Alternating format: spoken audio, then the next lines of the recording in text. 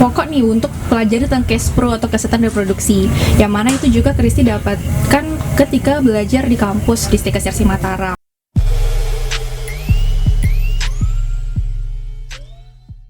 Assalamualaikum warahmatullahi wabarakatuh. Selamat malam. Jumpa pertama kali kita on air dengan podcast Agus Mulyato. Pada malam hari ini saya akan menampilkan Kristi Damayanti, yaitu duta genre dari NTB pada tahun 2018. Teman-teman sekalian, kita sekarang akan mendengarkan bagaimana kesan dan pesan dari saudara Kristi yang bisa menjadi duta genre, apa yang memotivasinya dia sehingga bisa menjadi duta genre. Untuk itu kita akan mendengarkan beberapa tips dan strategi sehingga Kristi bisa menjadi seorang duta genre yang masih menjadi seorang mahasiswa keperawatan di STIKA Sersi Mataram. Selamat malam Kristi. Selamat malam Pak. Bagaimana kabarnya Kristi? Alhamdulillah baik, sehat.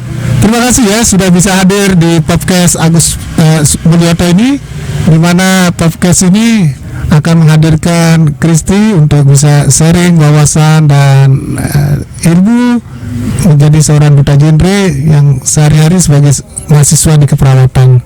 Saya menanyakan Kristi, apa sih yang memotivasi Kristi untuk mengikuti duta genre sambil masih status sebagai mahasiswa di keperawatan, yang kita tahu mahasiswa keperawatan itu padat sekali jadwal kuliah maupun praktiknya. Baik Pak, kalau misalnya mau tanya motivasi ini, sebenarnya Kristi waktu itu ke duta genre di tahun 2018 itu masih semester 3 nih Pak. Woi, hebat ya, semester 3 sudah berani ya. Betul, dan sudah 1 kali praktik di rumah sakit waktu itu. Jadi memang untuk kesibukannya di kampus pun kita udah tahu ya, kalau kesehatan tuh memang banyak sekali, selain teori di kampus juga ada praktiknya juga Pak. Nah, untuk motivasinya sendiri sebenarnya Kristi juga tahu duta genre itu dulu baru di tahun itu juga Pak. Jadi belum tahu banyak tentang duta genre itu sebenarnya seperti apa, PIK-R itu seperti apa. Tapi waktu itu yang membuat motivasi Kristi pengen ikut duta genre itu adalah karena memiliki keterkaitan yang sama dengan ilmu yang Kristi pelajari di kampus.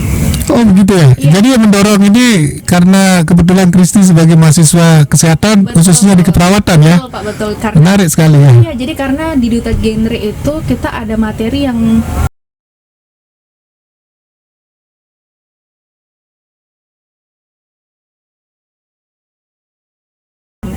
itu yang jadinya yang membuat Kristi itu kayak, wah ini ada keterkaitannya juga nih, jadi kayak seru untuk belajar lebih banyak pada saat itu. Dan waktu itu Kristi juga kan tergabung di BEM nih Pak, di STIKA Sersi Mataram. Nah, kalau di BEM di STIKA Sersi Mataram itu kan memang lebih banyak kegiatan untuk aktif di luar kampus nih, mencari pengalaman atau misalnya berkegiatan di luar.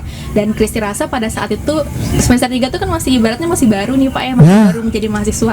Tempat-tempatnya lagi ambis-ambisnya pengen ikut lomba, kegiatan, dan Kristi rasa mengikuti duta genre ini adalah salah satu kesempatan yang bisa Kristi lakukan untuk menambah ilmu juga buat Kristi. Tadi sempat disampaikan mengenai tentang kesehatan reproduksi. Apa itu kesehatan reproduksi sampai Kristi tertarik sekali? Oke, membahas kesehatan reproduksi itu yang buat Kristi tertarik karena pada saat itu, mungkin sekarang sudah agak lebih baik ya. Dulu itu Pak, saya mempelajari tentang sex education tuh masih adalah bersifat tabu di masyarakat. Jadi kita yang remaja-remaja pun itu masih menganggap bahwa sex education itu satu hal yang kayak belum waktunya kamu belajar pada saat itu. Padahal mempelajari kesehatan reproduksi itu bukan hanya tentang seks sebenarnya Pak, tapi bagaimana kita juga menjaga alat reproduksi kita, batasan-batasan apa yang boleh disentuh atau tidak, misalnya seperti itu. Jadi hal itu yang membuat Kristi kayaknya kalau misalnya kesehatan reproduksi kan luas sebenarnya Pak. Ya, jadi kayak bukan cuma fisiknya saja, tapi itu adalah bagaimana kondisi sempurna pada tubuh manusia, di fisik, psikis, dan juga semua bagian yang ada di dalam diri manusia itu sendiri. Sebagaimana pentingnya nih kesehatan reproduksi pada remaja harus tahu itu, Kristi. Penting sekali, Ya. Pak. Penting banget. Jadi, nah itu yang Kristi bilang, mempelajari tentang sex education itu bukan hanya nanti pada saat ketika dewasa atau misalnya sudah menikah. Namun dari dini pun itu sangat penting sekali. Karena apa? Karena ketika kesehatan reproduksi kita itu bagus atau sehat, itu akan ibaratnya untuk keberlangsungan hidup di masa depan itu akan semakin baik gitu, Yeah. Pak. Jadi salah satu contoh simpelnya aja mempelajari tentang cash pro ini adalah menjaga alat reproduksi kita. Ya. Betul, Pak. Supaya kenapa itu harus dijaga?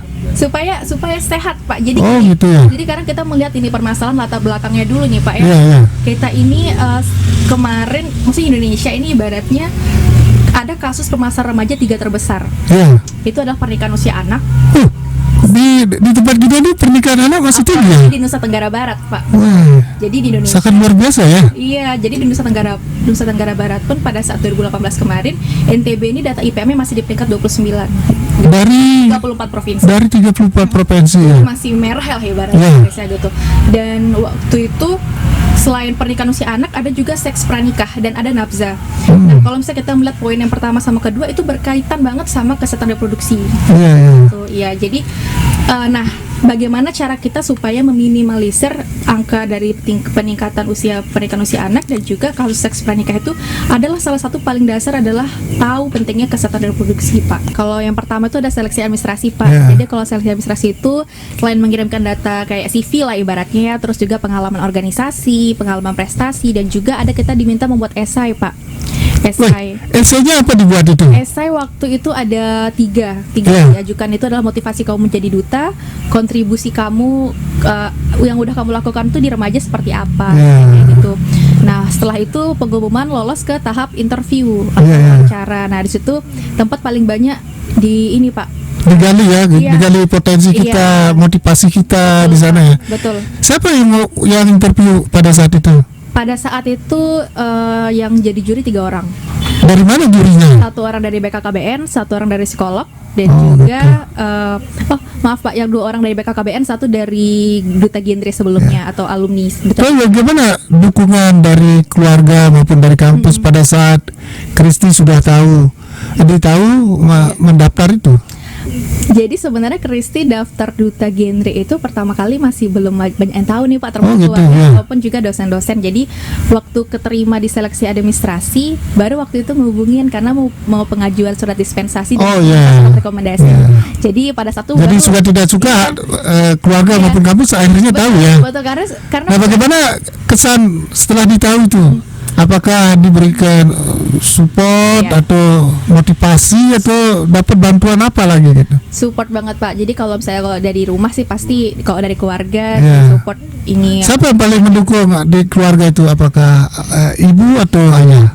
apa sih? Oh, luar Apa, biasa. ya. Soalnya anak papa banget. Jadi ini teman-teman sekali, inilah bagaimana hebatnya seorang ayah itu di Iya. dalam rumah tangga ya. Betul Pak, Ya. betul. Jadi, nah kalau di kampus sendiri juga supportnya sangat banyak banget Pak. Wah, luar biasa. Kampusnya di mana? Di Kuliah? CKCRC. Wah, hebat loh. Iya. CKCRC sangat mensupport ya. Sangat mensupport Sangat sekali. bagus sekali.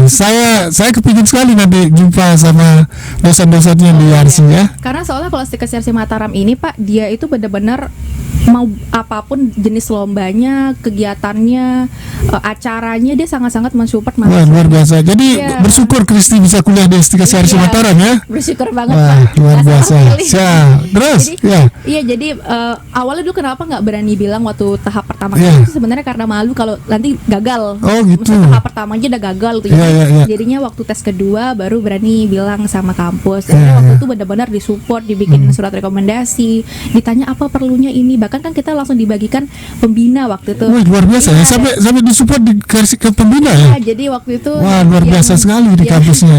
Yang membina Kristi pada saat itu ada Bu Misroh namanya. Wah, Bu Bisro ya. Ya, Bu Misroh. Saya kepingin besok sewaktu-waktu dikenalkan Iya. ya sama Pak. dosennya ya. Ya, jadi benar-benar waktu itu ketika penyusunan proker dan juga bagaimana penyusunan proker dan lainnya itu Kristi minta saran sama Bu Misroh pada saat itu Yeah. dibantu karena Bu Misroh kebetulan punya latar belakang yang sering ikut penelitian dengan BKKBN Pak. Oh gitu. Jadi ya. apalagi tentang cash pro. Ya, ya. Nah, jadi Kristi banyak belajar dari beliau pada saat itu. Jadi benar-benar disupport. Nah, apa yang belum jadi. Begitupun juga Ya. dengan dosen-dosen yang lain Ya. sangat mensupport.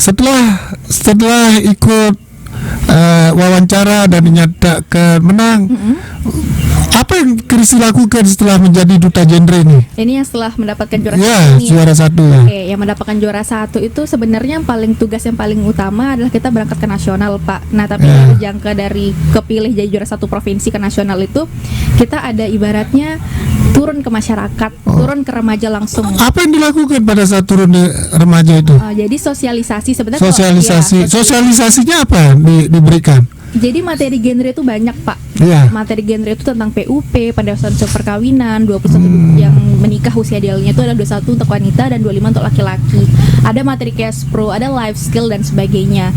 Nah, selain sosialisasi dan penyuluhan itu, Kristi juga menjalankan proker yang akan Kristi bawa ke nasional. Jadi dalam rentan waktu berapa bulan sebelum nasional itu Kristi benar-benar terjun untuk melakukan proker Kristi ke masyarakat, ke remaja. Luar biasa. Itu bagaimana tanggapan masyarakat pada saat Kristi melakukan sosialisasi? Nah, itu luar biasanya di sana. Jadi benar-benar yang Kristi awalnya cuma tahu dari sosial media atau dari mana, itu Kristi menemukan langsung kasusnya itu beneran ada misalnya Pak. Oh, iya, iya. Dan mereka itu benar-benar Ada kasus pernikahan dini gitu, terus ada kasus menikah di luar. Ada Pak Adi, dari rentang waktu ke provinsi ke nasional itu Kristi kan selain penyuluhan juga melakukan program kerjanya Kristi, pembinaan bahasa Inggris dan juga life skill, ngajarin nari, ngajarin buat kerajinan tangan. Nah, itu yang hasilnya Kristi bawa ke nasional pada saat itu. Nah, yang Kristi bawa waktu itu sempat jadi hasil konseling waktu itu Kristi sama salah satu remaja yang Kristi Bina, itu ya. membuat dia tidak jadi menikah di usia muda. Oh, jadi para remaja ini setelah mempunyai ada aktivitas Iya, yang betul. positif dan produktif, jadi dia lupa kepingin menikah itu Betul ya. sekali Pak, betul. Ya. Jadi mereka waktu luangnya itu diisikan dengan hal-hal yang Ya, produktif. positif ya, yang Betul. produktif ya. Ya, itu Ya. jadi Kristi bawa ke nasional itu memang hasil program yang memang sudah ada hasilnya. Oh gitu ya, ya. Itu yang buat kenapa juga Kristi menang di nasional, karena teman-teman juga saingan dari 34 provinsi itu hanya intervensinya saja. Oh, Tapi gitu kalau ya. Kristi sudah bawa sama hasilnya Sudah juga. langsung ada Betul, hasilnya ya. Jadi itu juga yang membuat Kristi keluar menjadi juara inovator Ya. waktu itu. Nah, pulang dari nasional itu bukan berarti Kristi, oh berarti saya sudah juara nih di nasional, berarti udah selesai tanggung jawab saya gitu. Oh, berarti masih banyak lagi tanggung jawab atau Iya. program-program yang harus dilakukan ya setelah Pak. pulang itu. Betul, karena tagline kita jadi duta genre itu 1 tahun menjabat tapi seumur hidup menginspirasi. Oh gitu. Nah, Inspirasi apa yang diberikan kepada Inspirasi, para jadi- remaja-remaja ini? Iya, jadi kita kan duta genre itu sebagai role model sepertinya. Iya. Jadinya Pak. Jadi Iya. mau nggak mau kita sebenarnya jangan jadikan beban sih, tapi lebih ke arah kita nih dipercaya. Fun gitu ya, Betul. lebih Dijadikan untuk contoh. hiburan gitu ya, Betul. contoh ya. Jadi nah itu juga sih Kristi juga tidak ngerasa bebani untuk turun-turun terus menjadi penyuluhan dan sebagainya. Tapi Kristi senang karena bertemu sama remaja-remaja lain. Itu salah satu buat Kristi juga semakin senang untuk memberikan penyuluhan atau edukasi kepada teman-teman semua kayak. Berarti di waktu sibuk dengan kuliah masih bisa mengatur waktu ya dengan ada program-program dari sebagai duta genrenya. Sebenarnya kalau untuk ngurus waktu tuh lumayan challenge Pak. Oh, gitu Jadi ya. karena tapi untungnya di situ juga Stika Siarsi benar-benar yang kayak support waktu itu. Iya. Jadi ketika Kristi masih menjabat sebagai duta genre, benar-benar udah nak fokus aja dulu berikan yang terbaik untuk NTB karena Oh, karena gitu ya. Kristi kan bawa provinsi pada saat itu. Jadi Karena pada saat itu Kristi sudah pilih NTB ya. iya sudah wakil Jadi mempunyai NTB. tanggung jawab bagaimana Lebih para besar. remaja ini lebih produktif dan lebih Iya. bagus memandang kesehatan reproduksinya ya gitu. Jadi memang akan ada sih pasti yang dikorbankan gitu. Iya, Karena iya. entah juga waktu berkumpul dengan keluarga semakin Oh, berkurang. gitu ya. Tugas yang harus ikut susulan ujian seperti itu Iya. pasti akan selalu ada, tapi kita yang harus pintar-pintar emang kayak kalau kamu fokus ke sini jangan sampai lupain pendidikan karena Iya. tetap pendidikan tuh yang paling nomor 1. Iya, iya. Bagaimana selanjutnya dengan padatnya waktu itu Kristi bisa mengatur diri harus ujian susulan kan nambah belajar lagi Iya, tuh. iya.